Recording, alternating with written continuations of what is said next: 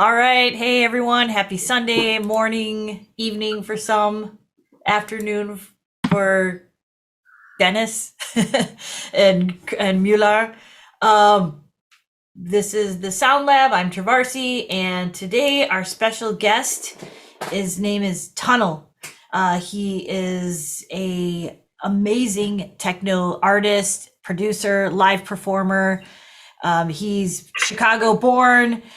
He's come through the ranks, making tons of different types of techno, breaks, hard techno, cinematic sound design, and he now has a label called We Build Machines. And I will make sure everybody has those links. And yeah, like we met. Well, actually, we played. We were booked on the same bill a few years ago, and I was so excited, because like I had just recently heard about Tunnel at the time, and I was like, oh, cool. And then getting to see the performance live, I was like, this is dope. And yeah, like we've been able to just stay connected since then, and it's been great. Like I really enjoy seeing what he's using and doing with his setups and the music that he's been creating. And you'll see he uses a blend of everything, which, as you all know, I love hybrid setups. So what I'm going to do, let's see here. But yeah, this is Tunnel. So thanks all of you for being here. Tunnel, do you want to say anything before I play your video, your walkthrough video, or? Um, I guess I would just say that the setup that you're going to see in the video was, condensed down from where I kind of originally started. I know that Shonda shared, I think, kind of in the promotion of today's talk, like kind of where I started, which was, I was going to use, the Octatrack is this, and reverb pedal over here, and Eurorack was going to do this, and all that kind of got condensed down into something that was honestly a lot more kind of minimal, but exactly what I needed for this particular show on New Year's Eve. So with that, I would just say, roll tape. Cool, awesome. All right then. So let me just share my screen.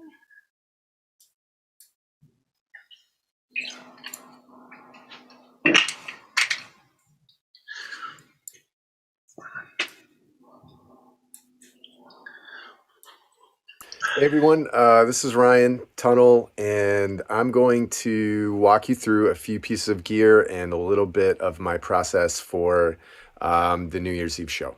All right, let's get started. First things first, let's start with drums. I use the Digitact as a kind of additive drum machine, and by that I mean I just sort of set up a few sequences that I could go back to and improvise with, and I just kind of thought of this drum machine as this kind of like attack module that I could just add rhythms to my live set with. The main core of the sound that I perform right now is coming off the Octatrack, and the Octatrack has different layers, obviously, but I've got kicks, tops, perk loops, risers, and atmospheres and effects, and then I've got tracks, like fully mastered tracks on 7 and 8 that I can cut up, and that I do cut up and use as kind of a reference for mixing everything else within the Octatrack. And I decided I was trying to figure out how to really, I guess, refine the sound that I was looking for. And I decided I was going to use Ableton actually as a mixer. And so what I did with Ableton Live was basically just input my Digitact, Octatrack, 2 stereo channels, and then a digitone, which we'll get to, 4 inputs, and then I would map in Ableton some side chaining to just sort of clean up the digitone that was coming in, and also to EQ and clean up some of the channels that are slightly different coming off the Octatrack. Using reverb and delay, I'll occasionally use it to kind of like feedback, and play with the feedback and things like that. But for this particular performance, I was really just focused on what was coming off the Digitact, what was coming off the Octatrack, and playing with the layers there. And then actually I was super happy with using the digitone, and just using the digitone to sort of do these root note hits, and this sort of sound design that I did in the Electron digitone, I was happy with. Just sort of, every 16 bars, just kind of like creating these hits and these sort of decay sounds. Now, in my studio setup, I will use the digitone to actually sequence and control my Eurorack setup. And let's see if I can get this fired up here. So what I really enjoy doing is being able to like hop into the MIDI capabilities of the digitone, which actually also allows me to pick a scale, and then it illuminates the scale, and so then I can just improvise and play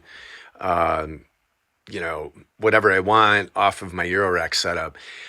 Because I was kind of geeked out and also trying to minimize my setup, I was geeked out on what I was getting out of the digitone. I didn't feel like I needed to like layer more sort of noise and drones and things into those sounds. So I actually left my Eurorack setup at home, which is fine, which, use what you need. And so in this particular case, I didn't feel like I needed my Eurorack setup for this performance. So ultimately the performance came down to Ableton as mixer, Digitact, Octatrack, and Digitone. And that was my New Year's Eve show. If I just hit play here, it goes. All right, talk soon.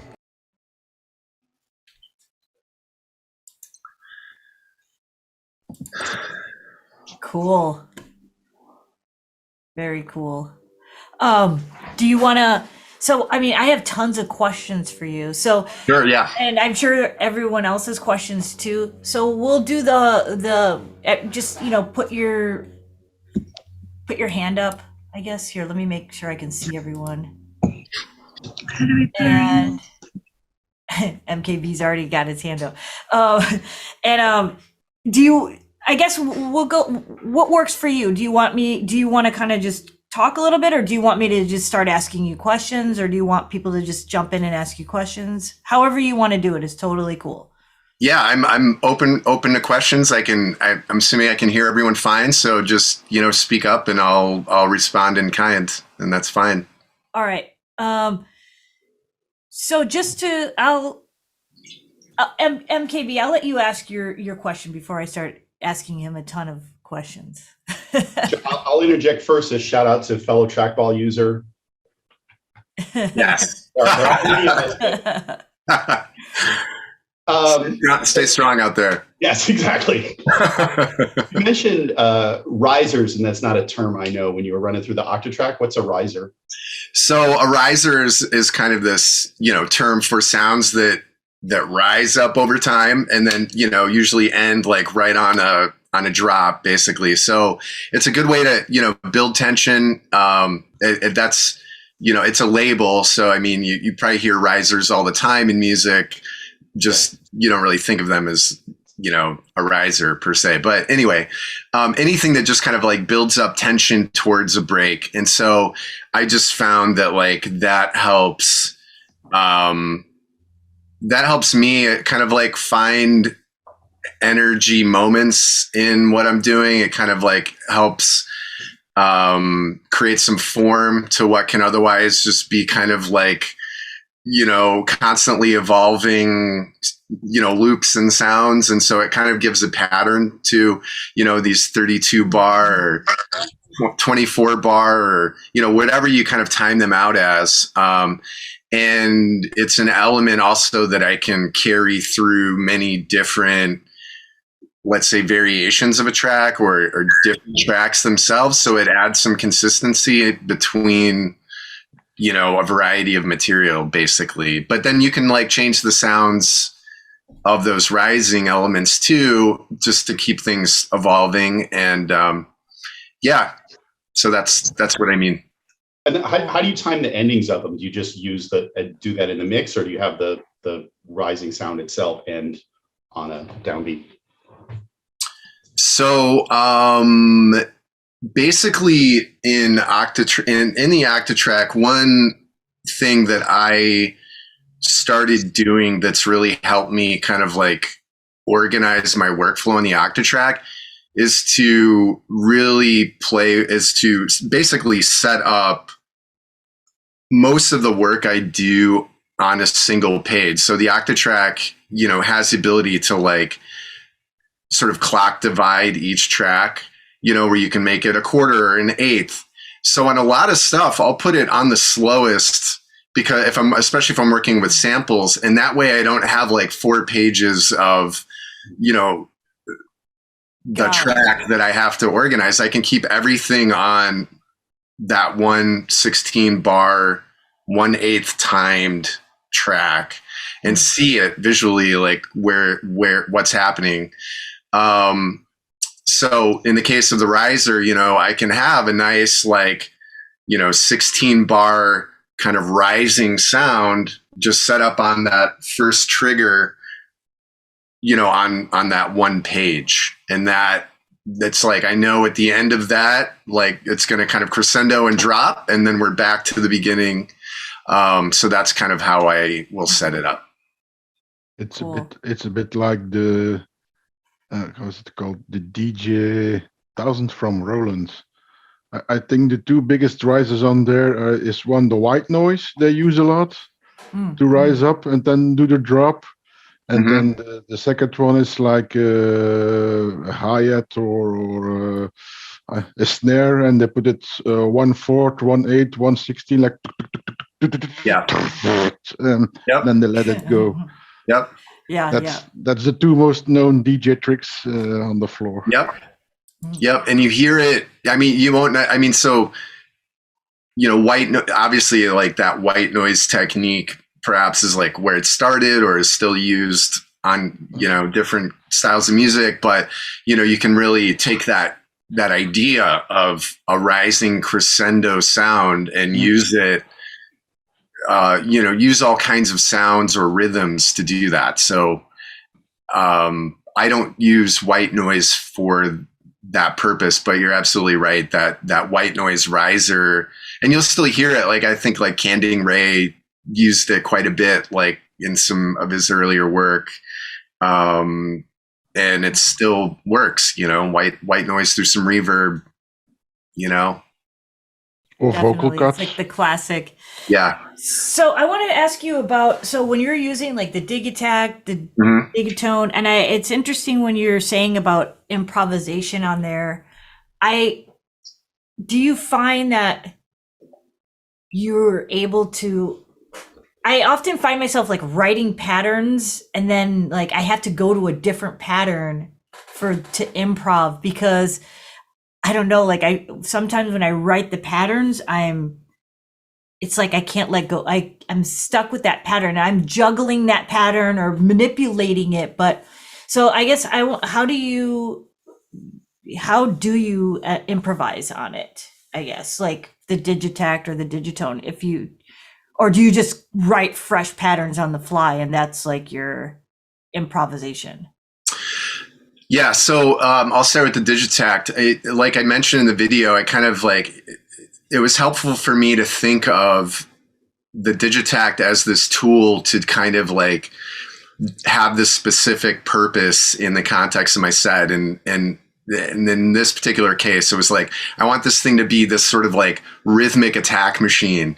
So I want to create some patterns that like I can drop in and play with anytime, but are pretty like, you know, they're not set in stone. So I could, you know, pull things in and out of them. And they weren't basically the Digitact is not the main driving force behind the rhythm structure of my material. That's coming off of the Octatrack. So as long as they're properly mixed, it's just this sort of like additive rhythmic thing that you can bring in and out and improvise with. But the main structure of the piece is coming from somewhere else.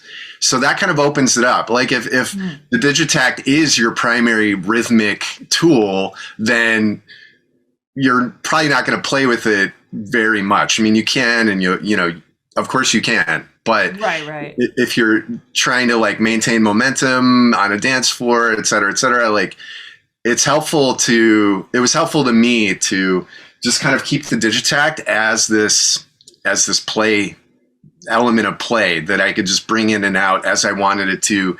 And I found that like, I mean, I could just play this. So like, you know, pattern 14, 15, 16 on here are what I consider to be these sort of like rhythmic, here, I'll push play here. These sort of like rhythmic transition elements. Let me turn off some of the stuff. Where are we at? There it is. Okay. So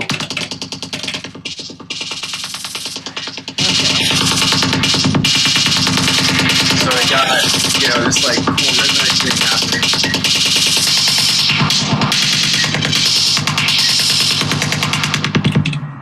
Got it. So you can drop those in and out. I can just drop them in and out. Down to one sound, add more, you know, change the rhythm, you know? Right. Yeah, I can make a whole show out of just that pattern probably. Right, you know? right. Just moving it around. Yeah, exactly. And so, yeah, that's kind of how I approached using the Digitact for the show. And then the Digitone, you know, I really love this machine. Like, it has so much creative potential.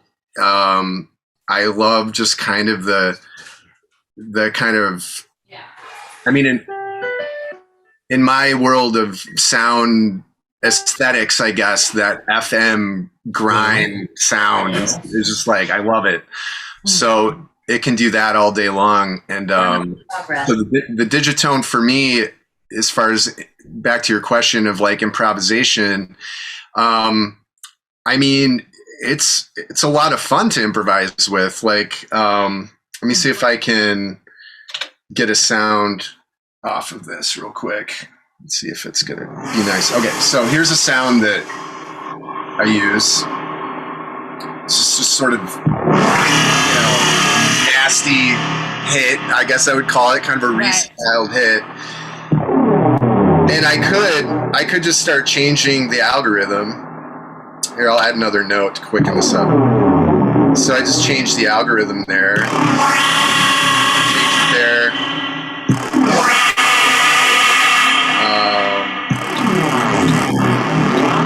I can play with, obviously, the filter.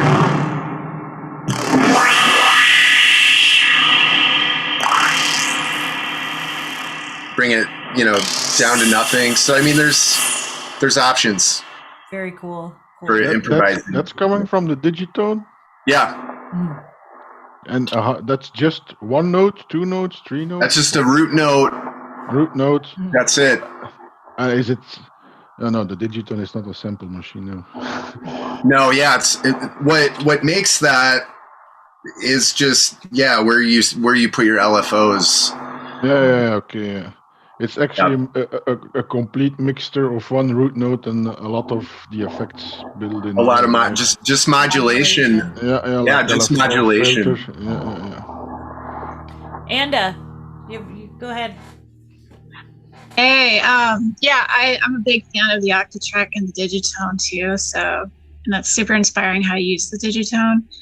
I'm curious what you use for your audio, for your inputs and outputs, how you do that. Cause I always find challenges around delays, and I have a hybrid setup too. So sometimes I'm like using Overbridge and having sound come out of my, out of my interface, like, and then part of it's going right into a mixer direct, and it's hard to get the audio to sound balanced. So I worry about delay, and I worry about like that headroom and all that stuff. And I'm just curious how you sort of mediate all that stuff from what you use. Good. That's a good question. Yeah. Yeah. So I'll start first with headroom, because that I feel like I battled that for a long time too. Because like you want things to sound, the way you want them to sound, and oftentimes, louder seems better, or has more of that impact. But I've really tried to discipline myself to never have anything go over -12. Even peg my loudest drum thump at -12, and everything then gets mixed, below that on some level. So I mean, headroom is one thing. If you, so to start with, like how I would start mixing different layers between the Octatrack, Digitact, let's say, and the Digitone, is I would literally, and this is exactly how I set up the New Year's Eve show. I set up my inputs in Ableton. I wasn't trying to combine, let's say, like rhythmic patterns from Ableton with rhythmic patterns from my Electron gear. As soon as you get in that world, and that's sort of like why I just kind of came back to this setup. As soon as you get in that world, like you're looking at like having to get a multi-clock, or having to get something that allows you to micro time the delays, right? So maybe you can do that in Ableton, but I have an ERM multi-clock that if I'm doing studio work between, Eurorack gear and, basically just different pieces of gear that interface with MIDI with slightly different timings, like then you're really getting into having to get like a multi-clock setup to make it fun and usable, really, I think. So key point here was that Ableton is only the mixer. So the gear really, as long as this setup of gear is working correctly, then Ableton's just doing some EQ and some dynamics. One thing that I didn't mention in the video is that like, and also the sound that you heard off the Digitone, like I have some pretty layered processing happening with that Digitone sound. Things to like split the signal to the sides, some slight EQ, some like mid-side work, and some like side chaining that's coming off of my main drum channels, which is the beauty of Ableton. Like, you can't do that on a mixing board. You can't do that on a blue box mixer. Like if you really want to sound design the performance and the ultimate sound, then I think Ableton is, for me, a very comfortable way of doing that.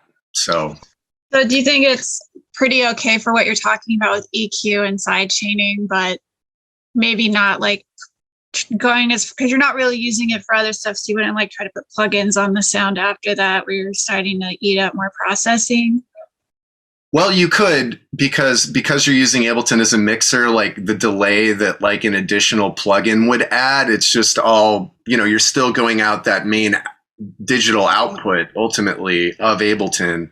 So I don't necessarily, well, again, like if you're trying to do really tight rhythmic things Mhm. than if you were inputting, rhythms off of your Electron gear into Ableton, and then you had like an Ableton drum machine that you're trying to sync along with it.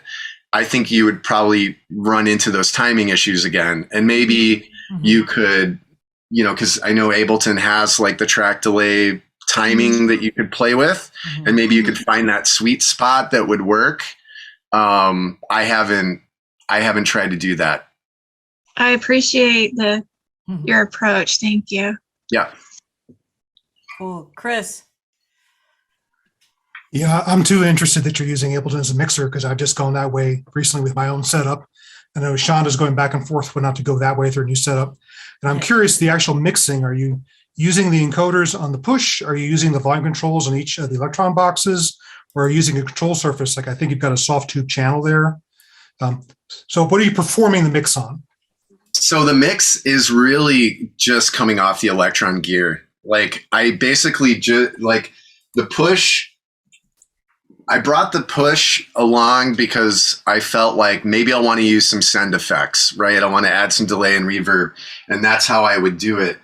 But ultimately, I really only used it to adjust the tempo. Like Ableton, I guess that's the other part of this.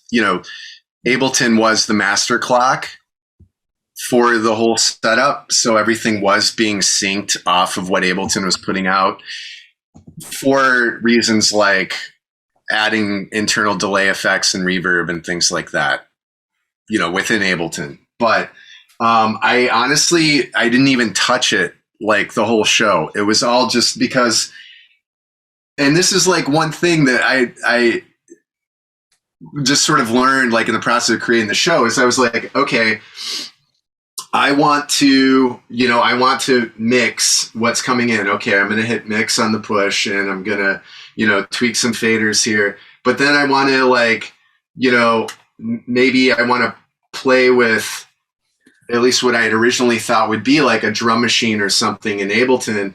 I've got to come down here and I've got to like figure out my layout. So I feel really clumsy on the push. Whereas with the Octatrack, like I'm literally just like a button away from muting something or a sequencer. So for me, it's just a quicker work. It's not you. The push is like that. It focuses on one thing. Yeah. And you like want to play something and change the send of something else, and you cannot do that. Yeah. So that's why I've added a separate mix control interface in addition to push. And I was just curious how you're dealing with that. I guess I'm not dealing with it because I just kind of let it, just sort of like sit there, and I just tried to move with the other machines, and I thought it worked well. I enjoyed the process of just kind of keeping things within the Octatrack is like my live mixer, and then having these two other machines that I could add these textures and elements with relatively easily and quickly. Question. So you said that Ableton was your clock. So are you taking the multi-clock out with you? Like, what did you Nope, just MIDI out of my my audio interface. I have an ultralight, MK4 or whatever it is that I use, and just the MIDI clock out of that was fine because again, all three devices, right? Yeah. Got it. Okay. I mean, it was literally just, Ableton to the audio interface, MIDI out, and then MIDI into the Octatrack, and, the Octatrack, Digitone, Digitac play all, very, very nicely together, just, with a MIDI through. So that was kind of a non-issue, thankfully.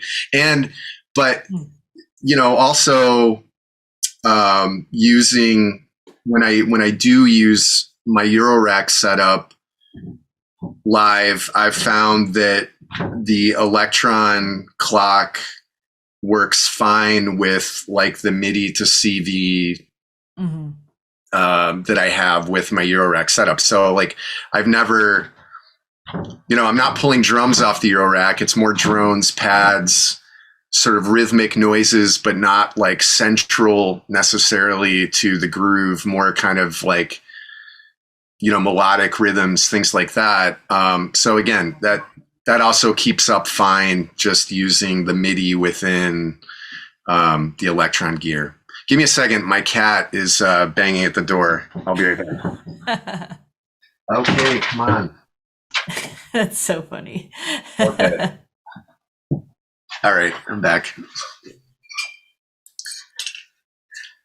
So does anybody else have any questions, or I'm going to keep asking you questions then? So on your Octatrack, since that is like your the hub, so to speak, your main. So how do you start, I guess, like building your setup? Like where do you start? So sorry, give me 1 second here. All right, yeah, I love you too. All right. This is Draper. All right. Cute. He's very needy right now. So we'll set him up over here. He's just off camera. All right. So setting up on the Octatrack. Yeah. I mean, it's always a little bit like, I don't know what I'm doing. Should I just hang up my hat now? Cause I don't know what I'm doing. And then I sort of get over that hump and usually start with material that I have worked on that I know, like if I'm going to do a live show, then of course I'm going to play things that I've made. So let me start with things that I've made and start putting those into the Octatrack, So like tracks, like finished tracks that you release. So Yep. how do you play? Yeah. Okay, go ahead. So the beauty of the Octatrack, of course, also is like plug in a USB cable, drive shows up on your desktop, and you can dump stems, you can dump sounds, you can whatever onto it, and then suddenly, you've got this box, this like groove box with all your sounds. Right. So usually then I'll start in Ableton, and I will take my tracks in, and I will basically make sure that the timing is correct. Like you would maybe set up like an Ableton DJ set or whatever. You get your work markers set up so that everything's like lined up on the grid. And that's where I start. So a lot of times I'll want to change the tempo, or I know I'm going to be playing faster, whatever. So I'll bring in my tracks that were produced at 128 BPMs, and I'll bump them up to like 138 and decide if I'm going to like keep the pitch the same or let them just sort of pitch adjust with that tempo. And I'll render out those new clips at exactly that tempo, and I'll label that. So a lot of how I start a show is just like organizing and labeling so that when I'm in the Octatrack environment, things are really easy to work with. And so I'll get those tracks together. I usually figure it's about, for me anyway, it's about 20 tracks per hour. So I need to find like 20 different things or have like 20 different kind of setups that I can play through. And then I'll get those into the Octatrack, and then that kind of becomes a 0 point for additional sounds, additional loops, but also like the mixing of those things within the Octatrack. I've had a few performances with the Octatrack, last year and the year before, where I was really kind of disappointed with the way that it sounded. And Why so? Well, I think part of it was my monitoring in setting up the project and in developing the project. I was working on like a, kind of a cheaper monitor speaker, and with this show, I set up, I mixed the whole show in my studio setup, like proper monitoring, but I also use the spectrometer off of Fab Filter's Pro Q3, which is this beautiful, like when you have a balanced mix in the Pro Q3, it's straight across. There's no like, in Ableton's spectrometer, it looks like this or whatever, your bass is up here and so like you can kind of say like, yeah, that's about the right angle if I have a proper mix. But in the Pro Q3, if you have like the right balance mix, and you don't always want this for everything, but it's literally like a straight line. And so I mixed everything in the show through that Pro Q3 just as like a visual reference for what I was hearing. And I found that like I tend to, and this is probably, because, I'm like 20 years deep into music stuff, but like I tend to mix my highs a little too high, so I having that visual reference helps me just kind of tame that stuff. So I does that answer your question? Yes, somewhat. Okay. So like when you're do you then like chop up like your tracks? I guess more so like I've always run into when I go to use the Octatrack, because of the fact that it can do so many things. Like my brain is like, oh, okay, it can do so many things. Like, what do I do? So like I've gone through like taking songs and making sure they're warped and properly, and then chopping them into sections. I've also done one shots. I've used shorter, like just loops that I've made and to kind of layer in with my modular stuff. But I guess how do you do that? Do you do all of that in one project? Or if you place your songs, like how do you set them up so they actually play through? Like, you know what I mean? Or do you chop it so you can maneuver into sections? Yeah, so I would say yes. I try to do all those. I think that there's so to kind of like, I have a layer of kicks, and I have a layer of, tops, and I have a layer of perk loops, risers, atmospheres, sort of like special effects or like special sounds. And then I have 2 tracks that are for like kind of complete tracks, mastered work. And the mastered work goes out one stereo pair, and then all the other tracks go out another, the other stereo pair, so that I can kind of like match those with, some other tools in Ableton. I can keep those sounds relatively on par with each other. But as far as like how I'm using sounds, how I'm using loops, how I'm layering those loops, I mean, it's kind of like an all of the above approach where, I will take a finished track and I will cut it up into slices, and I'll just play parts of it. Or I will, take even just like, a couple beats of it and like, and really play with the rhythm of that. And that becomes, that track in the Octatrack set. The track isn't even, the whole track. It's just like this little rhythmic fragment of what that track was. But because it's like a mastered piece of material, you can kind of trust where the levels are and the overall sound of it. Got you. Yeah, that makes sense. And as your other element, as long as your other elements are kind of adding to that and not like overpowering it and, et cetera, then it kind of gives you a guide for like then how you're mixing the other material into it, your hits, your risers, your cool atmospheric sounds and all that stuff. And I found that like, just really you'll hear this again and again, like on the message boards and stuff, but like really making sure that your sounds in the Octatrack are exactly what you want almost before you even do anything. Like I don't really try to use the Octatrack for sound design. I use it mostly for rhythm design and Like your sounds are already made and you use Yeah. that to kind of sequence and move. Right.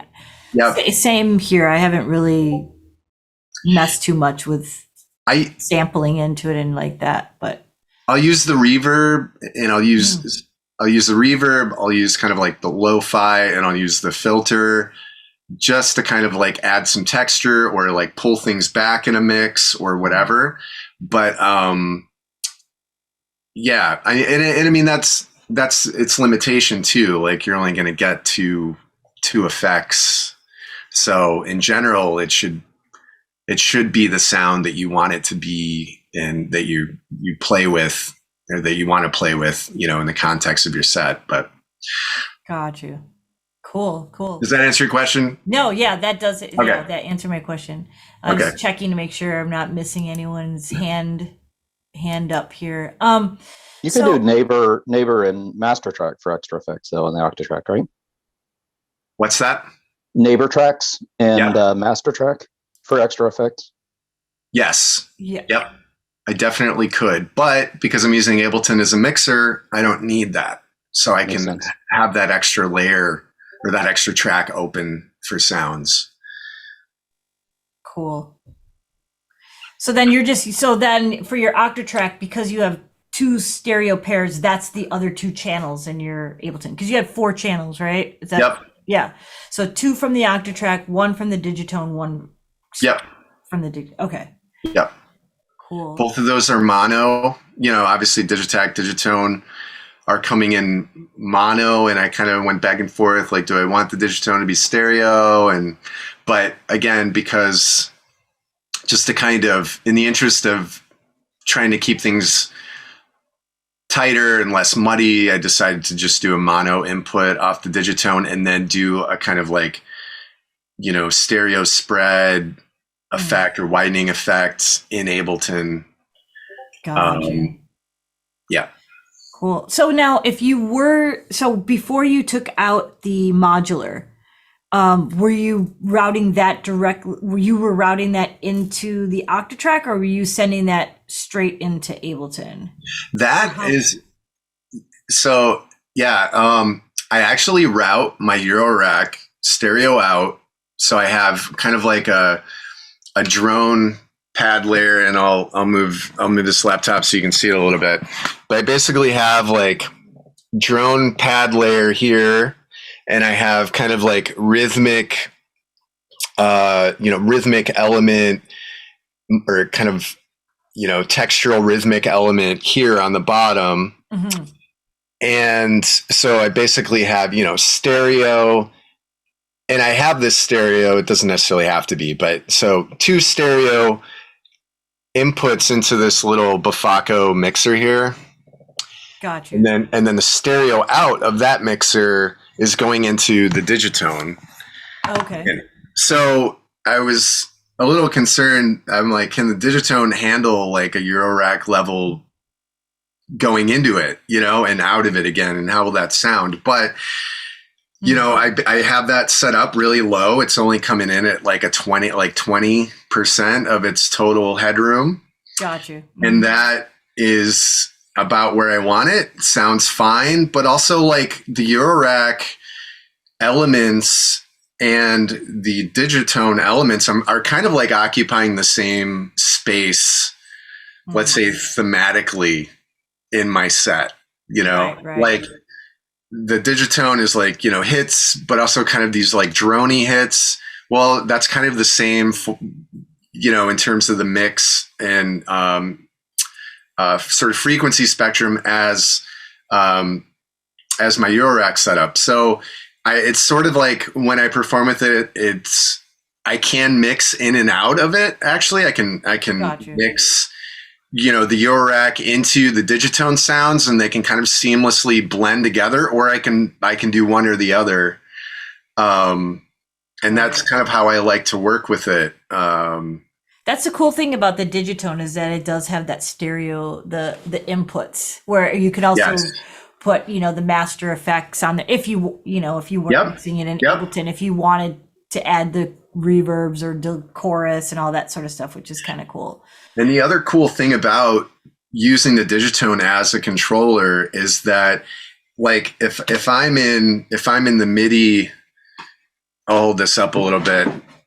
If I like, you know, if I hit the MIDI, so now I'm in my controller of my Eurorack setup. If I mute those channels, like the sound cuts out because that's controlling, you know, the VCA. So it's almost just like having another. It's like having another fully controllable synthesizer that just happens to be Eurorack, where, you know, sometimes that's difficult, like with Eurorack, to get things to just like shut on and off when you want them. Right, especially when they get crazy. Yeah, when it gets crazy. So it's nice to be able to click a button and know like, oh, that's done, and it's controllable. Nice. And then I like how you take advantage of the in-key opportunity with the keyboard on the Digitone. I forget about that. Yeah. On there, you know, like, but that's a really cool feature about it. Yeah. A lot of the time, I would actually say like the day of my New Year's Eve show was spent sort of going through my whole set and figuring out what those root notes were for each piece and adding in that Digitone layer. So I didn't even have that really till the day of the show. And part of the reason why I didn't bring the Eurorack setup was because I didn't have the time to either like, maybe I could have squeezed in the time to like add the root notes to the things that I wanted to do with the Eurorack setup. But it just felt like I was just getting rushed, and I didn't want to rush my way through how I was going to use the Eurorack for the show. Gotcha. So, you know, full disclosure, I felt like I kind of ran out of time preparing.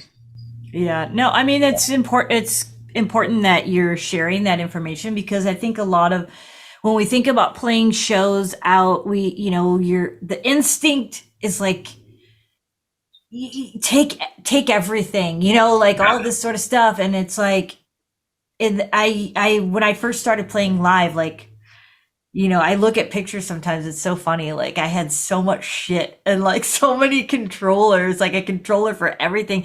And then I found that I was like managing my sets instead of actually playing them or having fun. Yeah. And I was like, I really had to simplify it. And like, you know, and I still struggle, you know, now, like, oh, like I should add this, but then I'm like, nope, don't do it. Like, yeah, don't add it, you know, like yeah. So I appreciate you sharing that, because it's knowing, like, you know, that limit of, you know, are you going to start making it too complicated for yourself? You know, I think the next show I do, I'll probably bring it, because now I have like this whole backbone of a show built up, and now I can just say like, okay, I'm going to work on like the Eurorack part. Whereas, you know, everything before that was, you know, took up all that time. So now I can add this extra layer, and it will feel like an important sort of developed edition, rather than just like, and I'm going to bring my Eurorack because I have one, you know? Right. So anyway. No, it's cool. It's interesting to hear how the improvisation, because like I said before, like when I'm using Electron stuff, well, to be fair, like some of the things that I'm specifically programming, like say on the Digitech, have like vocals or something, so it kind of goes with something I'm specifically trying to play it with in my Eurorack. Mm-hmm. But I'm trying more so to even move away from the specificity of each pattern, if that makes sense. Like I'm trying to not make them so specific that I can only play it within these other patterns. Like, right. If that makes sense, absolutely, 100%. That goes back to, I think, how I started approaching the Digitact. Like, there were shows that I did like a year ago, I think a live stream that I did a year ago, where almost everything from the Octatrack to the Digitone to the Digitact was like step by step by step. It was like this pattern goes with this pattern goes with, you know, and it was just like, it was so boring. Like at the end of doing that, I was like, man, I'm just like clicking through a set here. Like, this is not enjoyable.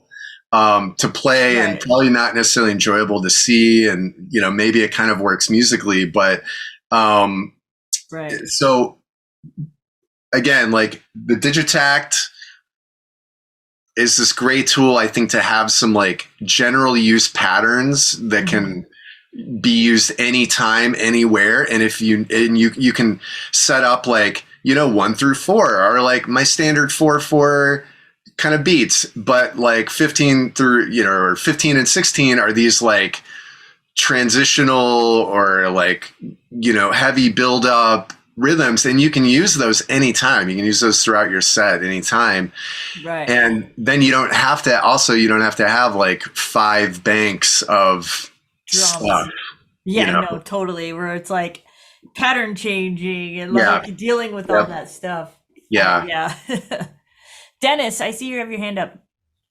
We still can't hear you though. I heard a voice there. Now you can hear me. Yes, you're good now. Yeah, I said I still have audio problems. That's the magic of Windows 11 from Bill Gates. He's a nice chap. The first question, are you routing everything through Ableton? All your audio, is it going through Ableton for mixing or not? Yes. Yeah.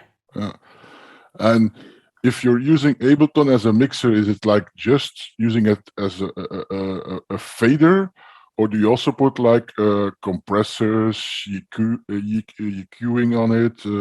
Yep. And also like effects, or like because I know in Ableton you have the side channels where you can put effects, so maybe you can switch sounds from one channel and route them to other effects. You're doing that also in Ableton?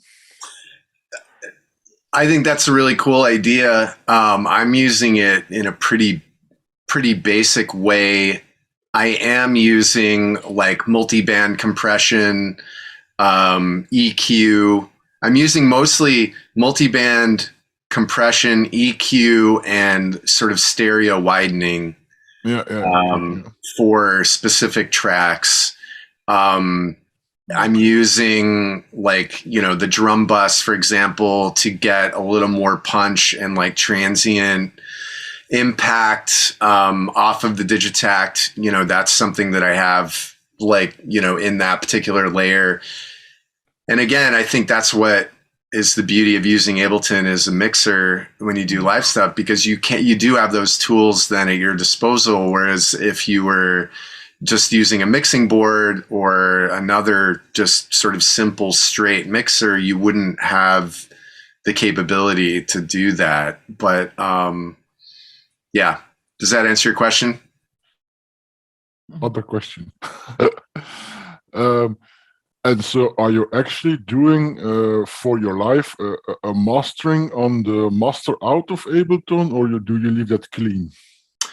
So I do have a limiter set up. I have a kind of like, again, another layer of multi-band compression and limiting on that final master channel to, just to basically push it as hot as possible without ruining, the aesthetics of the mix. Cool. And the final question I had is, I don't know, but what is your sound card for Ableton? Is that the Electron, or do you use a different sound card? Or no, the sound card is a Motu Ultra Light MK4, I believe. Like I have, MK4. Yeah, good sound card, by the way. Yeah, very portable, good sound. It works great. Really good. It's a really good sound card. Okay. And I suppose with the Motu, you don't experience like latency between the actions you do or something. I suppose not. Well, I'm not, in the context that I'm using it currently, no. Okay. Yep. Sorry. Yeah, because I that's what I heard from other people who were playing live. and they were actually using Ableton, like I said, they use it for they put heavy mastering on the master out. They put a lot of effects on the channels, and then they are still having side channels where they can route specific channels through a combination of reverbs and delays and all kinds of VSTs that they sometimes have delay problems. Even if they put it, you cannot put it too low that your audio is getting like jittered. You have to find a good value. And then like sometimes when they're doing actions, they got it. Yeah. Okay, that were my questions for the moment. Thanks a lot. Cool. Thanks, Yep. Dennis. Thank you. MKB.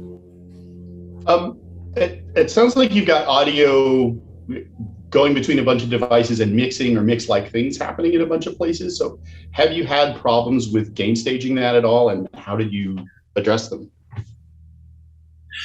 Yeah, so like I mentioned a little bit earlier, I mix the whole show basically, through Ableton with a spectrometer, basically. So I exactly kind of what you're getting at. Like, it's so vital to have to know like where all of your mix volumes are on these different pieces of gear. On the Digitact and Digitone, I have the master volume up all the way, and for every pattern I create, I adjust the volume for that pattern. Once you get a couple of them, you don't have to like do it every pattern, but maybe some sounds come off louder than others, etc. So just basically being in show mode when you mix your work in progress, I think is super vital. By show mode, I mean you have the gear, you have the setup all set up the way that you're actually going to play with it. Back to the Octatrack, like letting my mastered material sort of set the bar for how everything else should be mixed, including what's coming off of my other pieces of gear. Mm-hmm. So picking a reference point and, sticking to that. Speaking of reference point you can trust in terms of volume and level and dynamics and all that, and sticking to that while you add these other elements in is super vital. And that's one of the things that I was focused on pretty heavily, for this show and into the future. Like, it was a work in progress. I didn't do that for the last performance I did, or last live stream I did. And I think ultimately it came out okay because I had worked through the set, on a studio monitor setup. And so things weren't wildly out of control, but it definitely vastly improved when I started mixing from each piece of gear and each element with the visual reference of the spectrometer, basically spectrum analyzer of a good EQ. Hey, so this is kind of a question for Shonda, but also for you, Tunnel. As far as like sticking to a setup versus changing around gear, Shonda, I get the feeling that you like to change your gear up a lot. And I don't know if that's because it's fun, which I totally sympathize with, or if it's that you're looking to meet a specific objective, or you have some other driving force around that, or you're learning things from show to show and you want to change things. I'm curious what sort of thoughts you have on that. And then also, Tunnel, I'm curious to hear, how you feel about that as well. Yeah. Do you want to go first? Shauna, go ahead. All right. all of it, the switching goes to everything you just said, but it is fun. And through that process, I've learned how to use a lot of different gear. I've learned how to figure out what it is that I don't like and what I do like. The other part is from doing various videos, I'm needing to change my setup. So put into a situation where I have to change it. And I'm getting to the point where I don't want to change it. And there's something to be said about that. Like there's definitely a pro and con, you know. The pro is, yeah, I learn a lot of things and I learn about a lot of different pieces of gear. The con to that is that I never really get to dive into that deeper layer of the setup. You know, like when I'm playing a show where I think the only time I've ever played a show with the exact same case more than one time is when I went to Colorado and I played with Alex for Nasty Nachos. We played a warehouse show, and then I played prior to that. I played another show with the Colorado Synth Crew, and so that was the setup I had with me. So that was the setup that I used twice in a row, and yeah, I don't want to necessarily do that anymore. So right now it's just sort of navigating and figuring out what it is that I want to leave in my case and stick with. I guess the other issue is that I play different types of music. And so and travel. So there's where it's like where the other side of like, I change things because I figure out what works in the studio may not work out live in a show, you know, and through that process, I've learned, okay, well, don't take that, you know, this is too heavy. Don't want to travel with that. This, you know, this piece of gear is great in the studio, but you know, it's unstable out at a show, you know, and that's the last thing you want to have happen is having gear that decides when it wants to work for you. So, so through that process, I hope I'm answering your question, but I'm getting into this space now, and I'm having a case specifically built, and Chris Myers and I are having the same case built, actually, just it's going to look different. Mine's going to be black and his is going to be nice and you can see the wood and all that sort of stuff, but it's ultimately the same case. And with that case, I'm going to put the modules in that case, and those are the modules that are going to stay in there.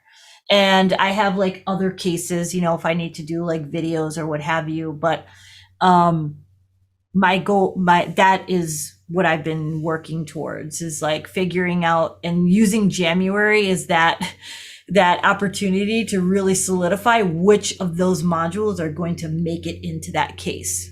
And so, so I have a pretty good idea now, what's in there, and I can share my modular grid with you guys later. I'll drop the link in so you can see, but also like I'm not only playing techno anymore too. Like I'm getting more into playing like shows at a gallery where it's like I'm doing more like looping or ambient-ish sounds or like scapes and things. So giving that opportunity to be able to go in both extreme directions, you know, so that's like the other aspect of what, and then just going with the hybrid setup now. So now I took out my, you know, I love my WMD mixer, and that was really hard. Like I had to pry it out of my hands in my case, but giving up that space, you know, that's like 54 HP, you know, and now mixing in Ableton, you know, going back to that is like, it's like night and day. I was like, oh yeah, now I remember, like, why did I get away from doing this? And then like, I'm like doing it willy nilly. Like I just kind of threw together a setup in Ableton so I can test these modules. And I'm like, not even diving in as deep as I'm going to do so with setting up my EQing and all that stuff, but just like it's like it's night and day. And I'm like, okay, so now I know why, like going back to doing this, but yeah, so I don't know. I hope that answers your question. Yeah, sure. Okay, cool. Yeah. Yeah, for me, I mean, it's easy to, and I think probably, especially in this group, you probably all know what I'm talking about, but it's really easy to just get so geeked out on new that you and new capabilities and possibilities with new gear and new configurations, and all that. Like what Shonda said is hugely instructive. I think I am also in this sort of frame of mind now where I'm like, I have the tools that I need. I have the tools I not only need, but want for creative work, for sound design, for exploration. And so now it's just a matter of like really learning the tools I have on a deeper level. And part of that is, figuring out like for what purpose each of those elements can fit into a greater whole.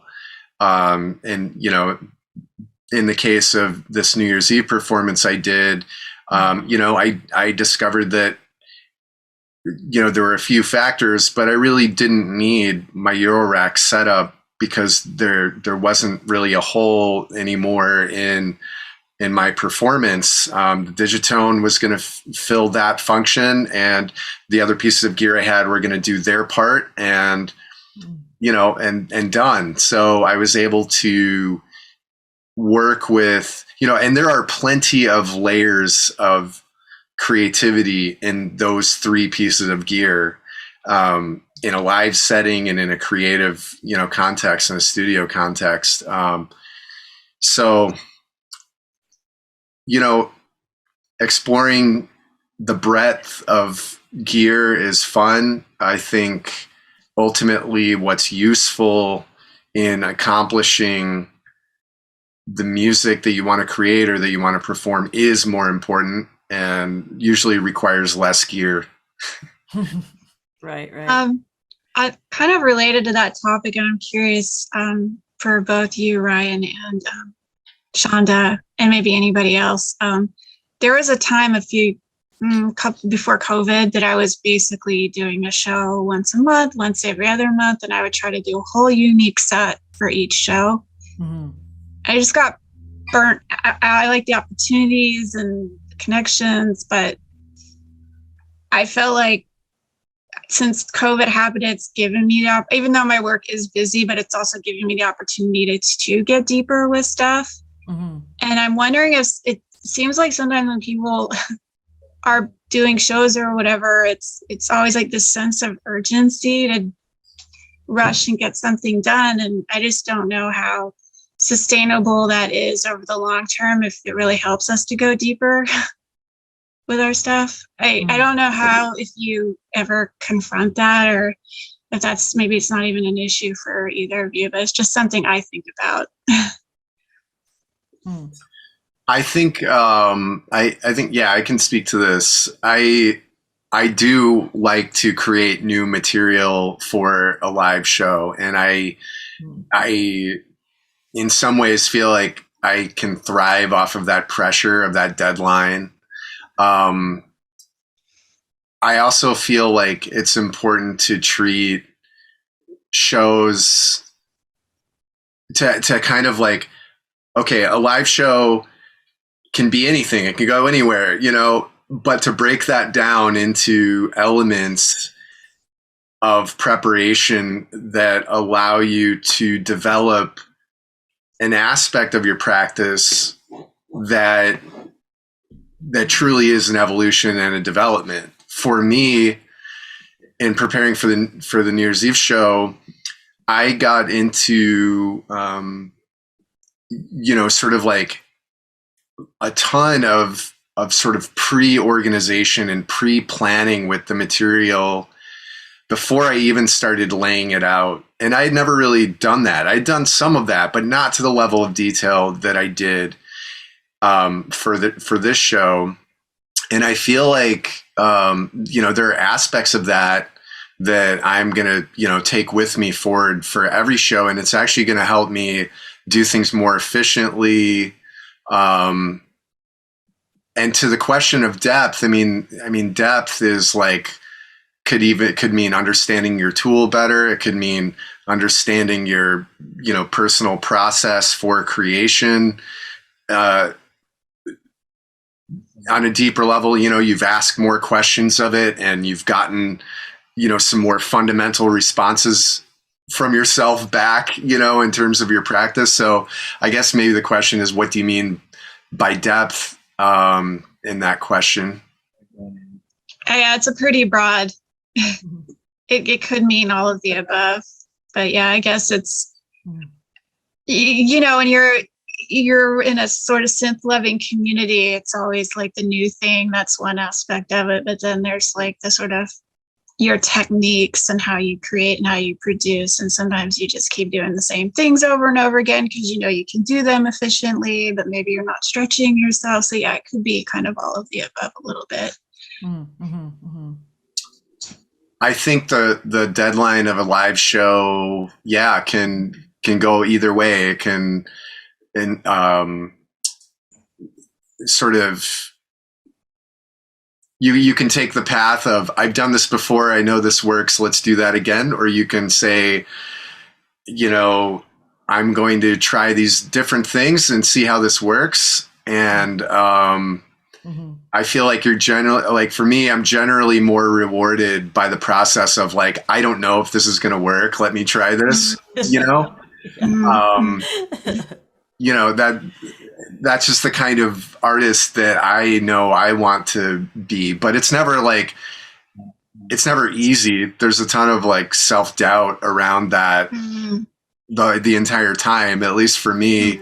There's the fear of failure. There's all of that, but then it also feels really good when you're like, wow, that didn't fail. That was really cool. And I hadn't quite done it that way before.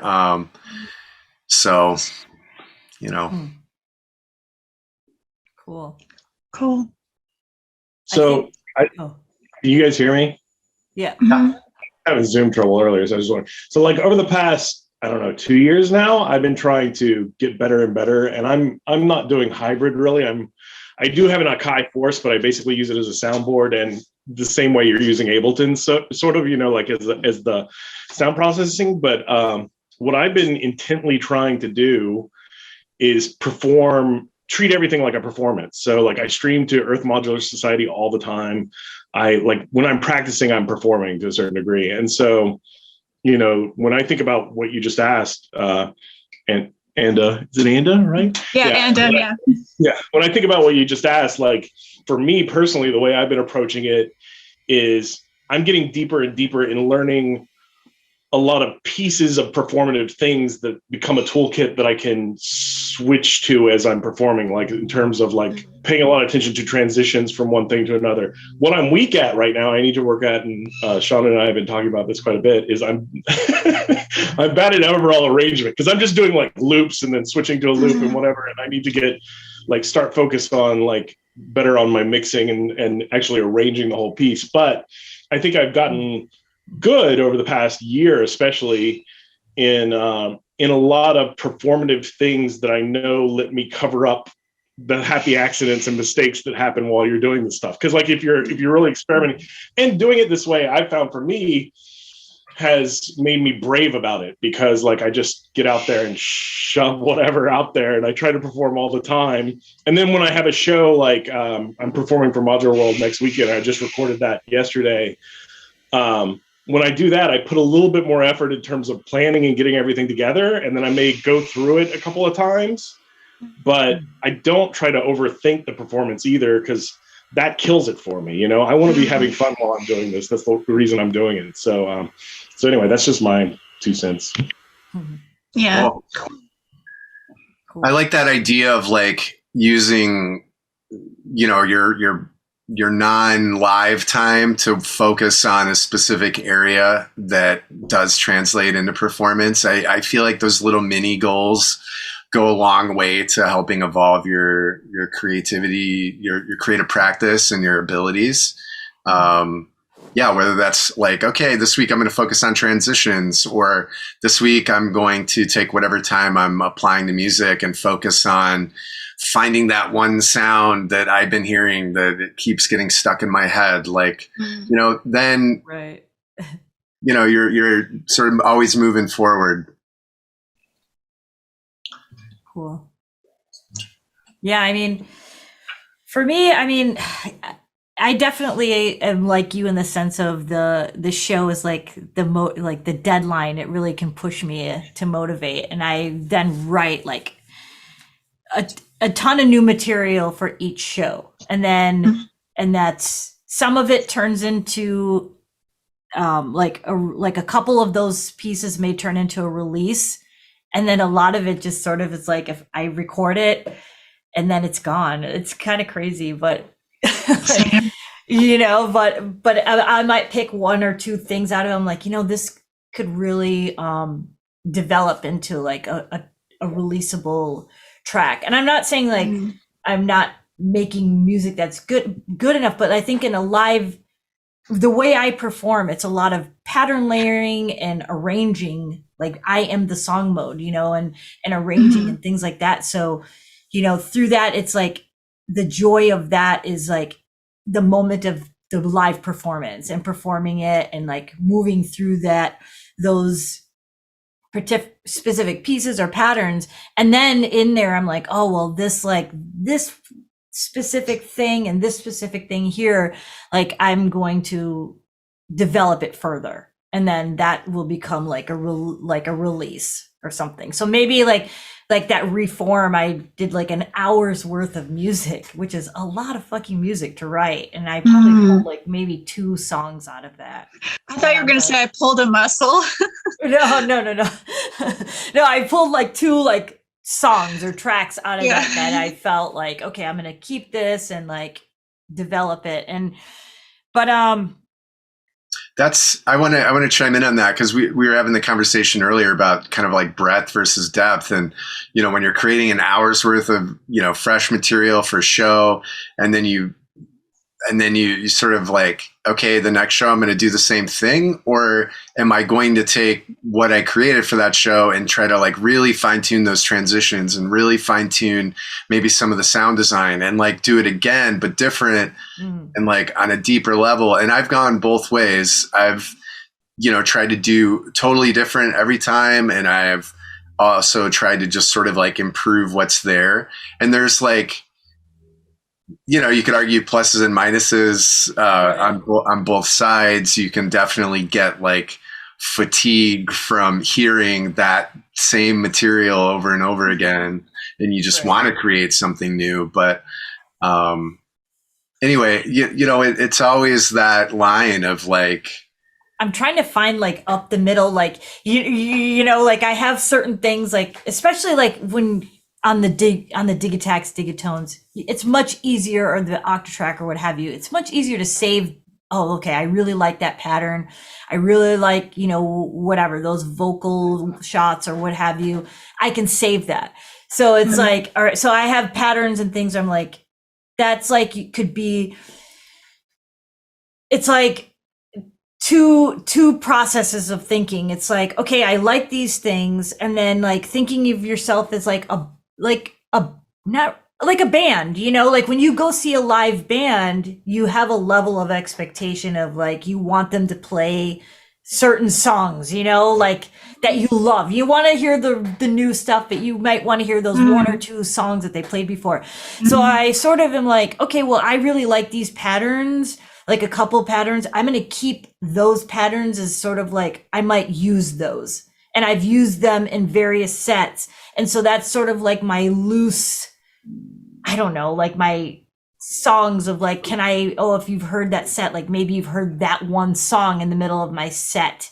And I say that loosely because it's like a whole other oscillator might be playing a lead, or maybe I rewrote the lead, but the core maybe is like the specific pattern with these different vocals shots or something. So I kind of want to go like in that direction. And then also like, with this new setup, I want to keep it a little bit more flexible in the sense that, you know, that I can have more room for improvisation, but also if I want to go back to some similarity of something and then be able to develop it, I'll have that opportunity too. And I think that really goes into not changing your gear around a lot. Like someone that I really follow, I've met, you know, she's like, I love her, she's great. And that's Colleen, Lady Starlight. And like, you know, I really commend the fact that she's, you know, whether it's financial reason or what have you, I don't know, but like she sticks with her setup and has not changed it. I think she just recently added like a new piece of Electron gear, but in the past 3 years that I've known her, like it's pretty much been the same, with the exception of, and I'm goes to say, which is my good segue to ask you, Tunnel. She started using a DJ mixer, and she used to use the mixer that's behind you. What is that? Is that a Mackie, like a Mix Wizard? I have one too under my table. It's like I'll never get rid of that thing. I have the exact same thing under here. Like over here. But that was like on her rider for many years. You know? Like that was like you had the place wherever she played, they had to have that mixer, and she'd patch into it and use this, you know, that big Mackie mixer and mix with that and show up with her Eurorack, her machine drum, Tanzabar, and like 2 or 3 pedals. That was her thing. And now, like, I've seen her using a DJ mixer, which I have done in the past myself. And being able to DJ, there's something fun about using a DJ mixer sometimes. And have you thought about like doing that, or have you thought about going that route ever, like using a DJ mixer instead of, say, Ableton? So, or what are your thoughts about that? Like, I'm just curious. But also back to you, Anda, really quick. Yes, like locking it in, being able to give yourself that space to be able to have the depth and whatever that means, whether it's developing this thing over here or maybe diving into a specific module in my case during that period of time, but being able to have that flexibility by not changing around a lot of stuff all the time, I think is really the key to that for me. As that makes discovering. Yeah. Thank you all for sharing. It was a good discussion. Thank you. But yeah, now Tunnel, sorry, go. Yeah. With the mixer. Yeah, I mean, I just want to say one thing about this idea of like depth. I think we're also kind of talking about mastery, and I think that mastery of skill is something that, you know, there can be kind of a mastery of learning new, you know, where you sort of can more easily wrap your head around new things that you encounter, new pieces of gear, etc., because you have this experience of learning new gear. There's also the mastery of like the gear that you use and the gear that you have grown with, you know, creatively. So it depends on what kind of mastery, I guess, you want. But to the idea of, what was the other question? Sorry, I lost it. The mixer. Like, have you ever DJ mixer. Using a DJ mixer as your? I never felt like I needed that. Like to me, I mean, I've played into DJ mixers as just like, you know, the stereo channel in or whatever. Right. But using it at like right there. I mean, it could be fun. I don't think I would have to necessarily tweak my setup a whole lot. Actually, I would just be using, you know, Digitact on a channel, and, you know, a couple stereo ins, and, you know, a 4-channel mixer could do it. But again, like Ableton gives me a tool set for things like, you know, maximizing my sound, stereo width, sort of subtle sound design elements that actually, I think, tighten the overall sound of what I'm doing. And so I actually think like Ableton and a stereo out is ultimately a better fit for what I want to sound like than just playing through a DJ mixer. But it would be possible, and it wouldn't necessarily be a bad fit. It just depends. But and maybe